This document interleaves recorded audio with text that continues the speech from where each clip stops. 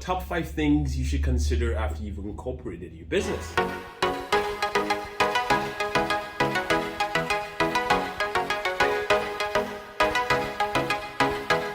Hello, welcome. My name is Yembe Moiba, and welcome to this week's episode of Tax Talk. Today, I'm joined by my friend here, CPA and managing partner at FEBA LLP. And today, we're going to be talking about top 5 things you should consider after you've incorporated your business. Neil, we'll jump right into it. What do you think is the number one most important thing your client or a new client should consider after they've incorporated a business? So one of the things is they come in and they've incorporated on their own sometimes, and they've already started making sales. Okay, where's that money going? And it's still in their personal account. Okay, we don't want to be muddying the waters. So one of the first things you should do is open up a bank account. Business account. That's right. Absolutely. For your business, right? Absolutely. Hopefully you're getting a credit card as well if you're able to. It's pretty hard in the beginning. Yeah, but I mean that's the first thing I think, and then this leads into the next point. Absolutely, which is have you paid for those shares? That's right. Yep, that's right. And so it's important to actually have that legal transaction where you're putting in cash or a check into that business bank account so that you're actually buying those shares. So you've already authorized and issued shares out of your company, hopefully.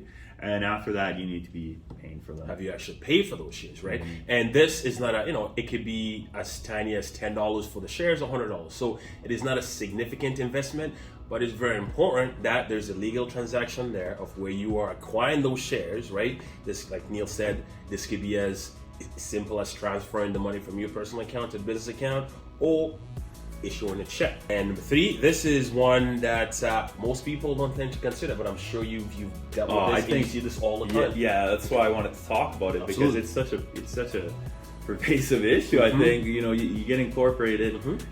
To me, if you're incorporated, it means you're definitely making more than $30,000. You're hitting the threshold, so you should be registering for GST. You should be, and I mean, depending on where you're located, not in Alberta, obviously, but in other jurisdictions, you need to be considering things like PST, HST, and things of that nature. Yeah, and you just have to do that, right? And I think that it's important to remember that if you don't, there's ways to backdate your GST, but it's just better to do it from onset, and do it correctly, rather than going back and trying to adjust things and that, and that will cost you more money at your end because now your accountant has to take time and do all these things, and that's how your bills at the year end can start increasing, right? That's right, yeah. And I think so. After that point, I think the next most important thing is you got to have a sit down chat with your accountant about whether you're going to be doing dividends or salary. How are you going to compensate yourself, right? That's right. And so I think that it's a big shock, especially for new business owners. There's 2 different ways. And with salary, you need to be doing your source remittances. I mean, you'll have to do this if you have employees. Yes. Anyways. So you'll have to be set up for an RP account. Yeah. And you'll have to make remittances before the 15th of the next month. Absolutely. Right? And so that's one way of doing it. Some people are very opposed to CPP. Depends on the individual. They don't want to pay into it. Nothing wrong with that. No. And on the other side, then you can do dividends. And with dividends, the only thing that you have to keep in mind is that you're not remitting anything to the government on a monthly basis. So then your next tax year, when you file your personal taxes, you're going to end up owing some money, at least some money, unless because you've been absolutely. You have to decide between the dividends or salary, and one factor to consider is cash flow. If you're a new business and there's not a lot of cash flow and you can't afford to be sending CRA those monthly checks, then maybe you can do dividends. We have to keep in mind, because you've not been doing those those monthly amounts. Come April, you're most likely going to have a tax bill, right? So make sure you have something aside to be able to cover that tax bill. 100%, right? Yeah. And then, so for the last point, it kind of leads after the dividend discussion that we just had, is now that you have that, have you been maintaining your minute book correctly? Yes. And so one of the things is that you need to be putting in there a letter for the dividends. Yeah.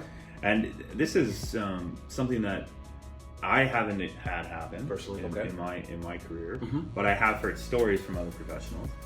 And it can get really nasty, because if you're not doing that, then CRA can come back and actually say, well, that was not a dividend. This was supposed to be salary. And you didn't remit everything you're supposed to remit. Yeah, and all those get interest and penalties, and very, very expensive mistake. And it's very simple to just do it correct in the first month. Absolutely. Right, in the first place. Absolutely. So I think that, making sure that you have them in a book with all the appropriate things in it. Absolutely. Talk to a lawyer about that. Absolutely. Make sure you open your business account. Number one, we talked about that. Number two, pay for those shares. Has to be a transaction from you to the business. Set up that GST account. Set up that GST account and decide how you're going to compensate yourself, salary or dividends, and you and your account can talk about that and see which makes the most sense for you. So with that, that's it for this week, and I want to thank you for coming. I want to thank you for having me. It's always a pleasure. We also have fun, and hopefully we could do the same thing again next week here, and we'll try and educate people. And as always, guys, if you guys have any questions, you can reach out to me, and now you can also reach out to my good friend here, Neil Blue, and we will gladly answer whatever questions you guys have. Thank you very much, guys, and have a wonderful day. I hope that was recording.